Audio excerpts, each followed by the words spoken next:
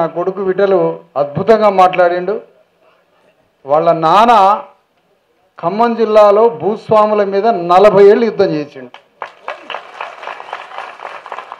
ఒక మామూలు కండక్టర్, ఆర్టీసీలో కండక్టరు బిడ్డల్ని చదువుకుంటూ అక్కడున్న కమ్మారెడ్డి భూస్వాముల మీద 40 ఏళ్ల పోరాటం, ఒక్కడే ఒంటరి యుద్ధం.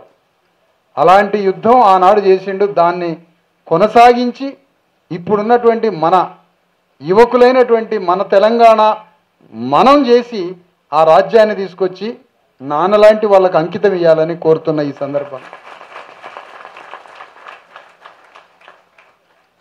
ఇట్లా ఏ చరిత్ర చూసినా తెలంగాణలో ఏ నోట విన్నా ఒక్క మాట చెప్పాలంటే తెలంగాణ భూస్వామ్య వ్యవస్థ అంటే బానిసల్ని కనే గర్భసంచే తెలంగాణ భూస్వామ్య వ్యవస్థ.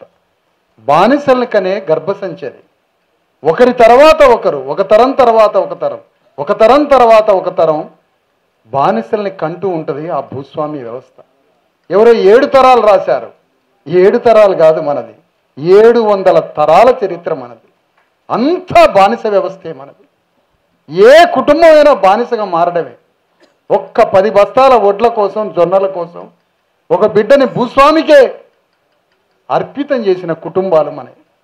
అలాంటి కుటుంబాల నుంచి వచ్చినటువంటి వాళ్ళం తెలంగాణలో మన రాజ్యాన్ని స్థాపించి మన తాతలకి తండ్రులకి అంకితం ఇవ్వద్దా అని అడుగుతున్న ఈ సందర్భం. ప్రతి తాతని కొట్టారు, మన తాతని, మన తండ్రిని, ప్రతి తండ్రిని కొట్టారు. ఆ గడిలో, ప్రతి గడిలో మన తాతల్ని, తండ్రుల్ని, అమ్మల్ని, నానమ్మల్ని ప్రతి ఒక్కరిని కొట్టి తన్ని అవమానించారు కదా. అట్లాంటి అవమానాలకు పుట్టిన బిడ్డలం కదా మనం. రాజ్యం తీసుకొచ్చి మన తాతలకి తండ్రులకి పాదాల దగ్గర రాజ్యాన్ని పెట్టొద్దా? అదే మనం చేయాల్సిన కర్తవ్యం, అదే మన ధర్మం. అందుకని తెలంగాణ అంటే అర్థం తెలంగాణ ప్రభువులు కాదు. తెలంగాణ అంటే అర్థం తెలంగాణ పాలకవర్గం కాదు. తెలంగాణ అంటే అర్థం తెలంగాణ రెడ్డిరావులో, తెలంగాణ పట్వారీలు పటేల్లో కాదు. తెలంగాణ అంటే అర్థమే ఇక్కడి భూమిపుత్రులైన బీసీ ఎస్సీ ఎస్టీ ప్రజలు. కాబట్టి ఈ తెలంగాణలో విద్యాశాఖ ఉంది. వాళ్ళకేం సంబంధం విద్యాశాఖకి? చదువుకునేదంతా మనం. తెలంగాణ ఆరోగ్య శాఖ ఉంది, వానికేం సంబంధం? అది మనకి సంబంధం. ఉపాధి మనది.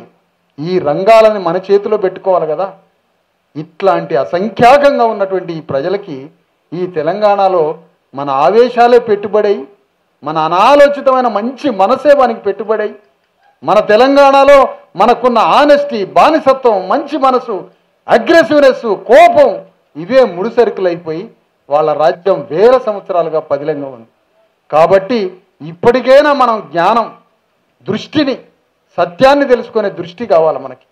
ఆ విధవలసిన పదునైన ఖడ్గాన్ని నూరాలి.